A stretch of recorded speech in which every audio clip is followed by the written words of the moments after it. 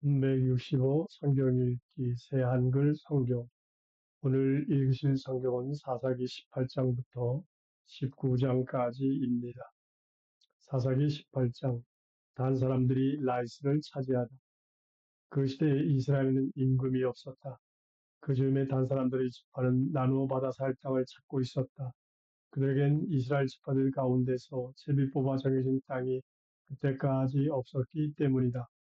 단 사람들은 여러 가문 가운데서 5명, 곧 그들 전체 가운데서 용사들을 소라와 에사울에서 내보냈다. 그리하여 땅을 나누며 살펴보고 알아보도록 했다. 가서 땅을 알아보라고 그들에게 말했다.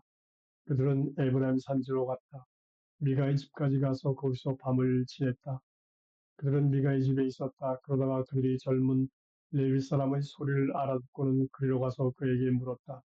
선생을 여기로 데려다 준 사람이 누구인가요? 선생이 이곳에서 하는 일은 무엇인가요? 선생이 여기에 있는 까닭은 무엇인가요? 그가 그들에게 대답했다. 나에게 이렇게 저렇게 해준 사람은 미가예요. 그가 나에게 삭스를 주기로 하고 자기 집 제사장이 되게 했어요. 그들이 그에게 부탁했다. 하나님께 여쭤봐 주세요. 우리가 가는 길이 잘 열릴지 알고 싶거든요. 그 제사장이 그들에게 대답했다. 걱정 말고 가세요. 여러분이 가는 길이 여호와 앞에 있으니까요. 그 5명은 거기를 떠나 라이스에 이르러서 보았는데 그 가운데 있는 사람들이 안전하게 살고 있었다. 시돈 사람들이 법대로 평온하고 안전하게 살고 있었다. 그 땅에는 무슨 일로도 창피지는 사람들이 없고 빼앗고 억누르는 사람도 없었다. 라이스 사람들은 시돈 사람들에게서 멀리 떨어져 살았고 다른 곳 사람들과는 아무 일도 함께하지 않았다. 그 5명은 소라와 에사울에 있는 형제들에게 돌아왔다. 형제들이 그들에게 무엇을 보고 왔는지 물었다. 그들이 대답했다. 일어나서 그들에게로 올라갑시다. 그 땅을 보았는데 정말 아주 좋더라고요. 여러분이 우물쭈물하시는데 망설이지 말고 나가서 그 땅을 차지하도록 하세요. 가보시면 순진한 백성을 만날 것입니다. 그 땅은 양쪽으로 넓게 펼쳐져 있고요. 그 땅을 하나님이 여러분의 손에 넘겨주실 것입니다. 모자라는 것이 없는 곳이지요. 그 땅에는 무엇인지 다 있습니다. 단지파 여러 가문에 속한 사람들이 거기서 길을 나섰다. 600명이 무기를 가지고 소라와 에사우를 떠났다. 그들은 올라가서 유다 땅 기럇 여아림에 진을 쳤다. 그래서 이곳을 오늘까지 마네단이라 부른다. 그곳은 기럇 여아림 뒤쪽에 있다. 그들은 거기서 에브라임 산지로 올라가서 마침내 미가의 집에 이르렀다.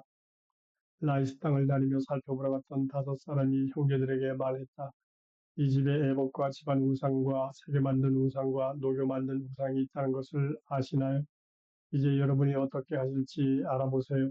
그 5명은 그리로 가서 미가의 집에 있는 젊은 레위 사람의 집에 들어가서 그에게 잘 지내는지 물었다. 단 사람들 가운데서 무기를 갖춘 600명은 성문 입구에 서 있었다. 그 땅을 다니며 살펴보러 갔던 5사람이 올라가서 그리로 들어갔다. 새겨 만든 우상과 에봇과 집안 우상과 녹여 만든 우상을 치웠다. 그 제사장과 무기를 갖춘 600명은 성문 입구에 서 있었다. 이 5사람은 미가의 집에 들어가서 새겨 만든 우상과 에봇과 집안 우상과 녹여 만든 우상을 집어가지고 나왔다. 그러자 그 제사장이 그들에게 당신들은 무슨 짓을 하고 있는 것이 하고 따졌다. 그들이 그에게 대답했다. 아무 말도 하지 마십시오. 손을 입에 대고 우리 함께 갑시다. 우리 어른과 제사장이 되어 주십시오. 한 사람 집의 제사장이 되는 것이 좋은가요? 이스라엘 지파와 가문의 제사장이 되는 것이 좋은가요? 그 제사장은 기분이 좋아서 에봇과 집안 우상과 새겨 만든 우상을 가지고 그 사람들 가운데로 들어갔다. 그들은 발길을 돌려 떠났다. 어린아이와 짐승과 값진 것들을 앞세웠다. 그들이 미가의 집에서 멀어졌다. 미가의 집에 이웃하는 여러 집 사람들이 한데 모여 단 사람들을 따라잡았다. 그들이 단 사람들을 부르자 단 사람들이 돌아보고서는 미가에게 물었다. 무슨 일로 이렇게 사람들을 불러 모아오셨나요? 그가 대답했다. 내가 만든 신들을 여러분이 가져갔고 제사장도 데리고 가버렸군요. 나에게 무엇이 더 남아있나요? 그런데도 나더러 무슨 일이냐고 묻나요? 단 사람들이 그에게 말했다. 우리에게 그런 소리 더는 하지 마세요. 사람들이 분노하여 당신네들을 덮쳐 당신과 당신 집안 사람들이 목숨을 거두어갈지도 모르니까요. 단 사람들은 그들이 가던 길을 갔다. 미가는 그들이 자신보다 더 강한 것을 보고 발길을 돌려 자기 집으로 돌아갔다. 단 사람들은 미가가 만든 우상들을 가져갔다. 그가 자신의 제사장으로 삼은 사람도 데려갔다. 그들은 라이스로 평안하고 안전하게 살고 있는 사람들에게로 가서 그들을 칼로 쳐 죽였다. 그리고 그 도시를 불로 태워버렸다. 그들을 건져내 줄 사람이 없었다. 그곳은 시돈에서 멀리 떨어져 있었기 때문이다.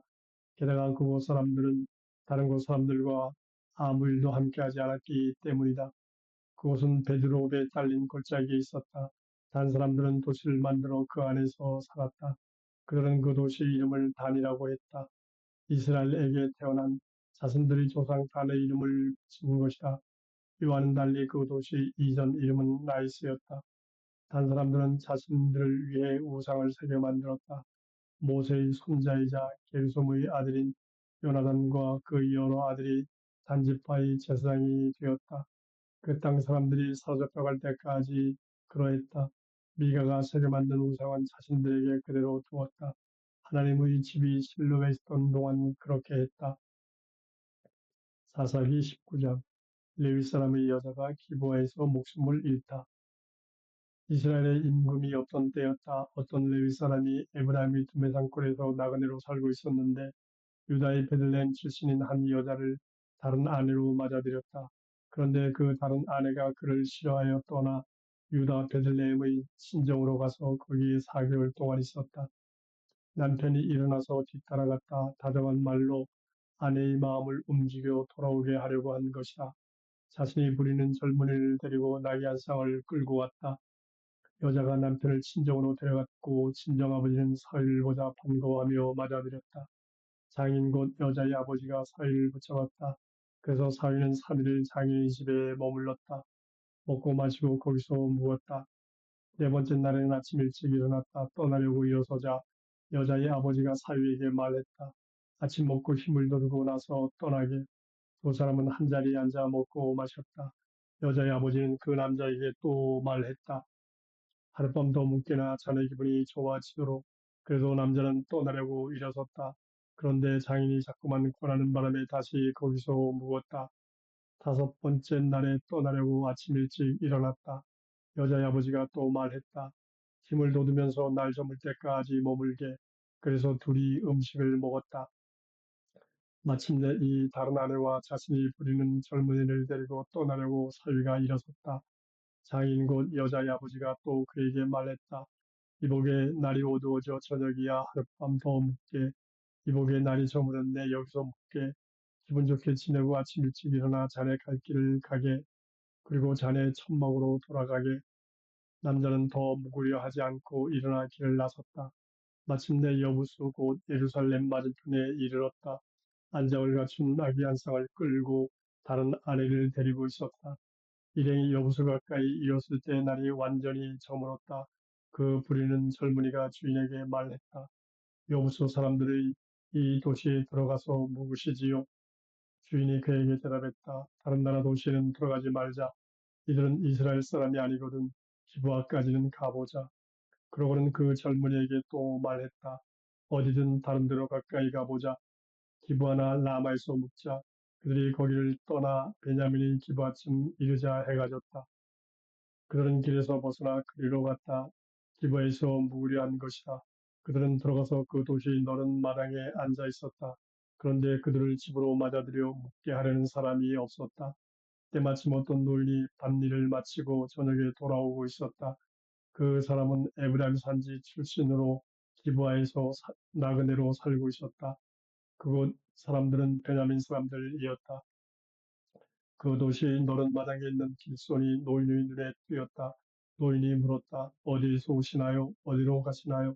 그가 노인에게 대답했다. 저희는 유다의 베들레헴을 떠나 에브라임의 두메산골로 가고 있습니다. 제가 거기서 왔거든요.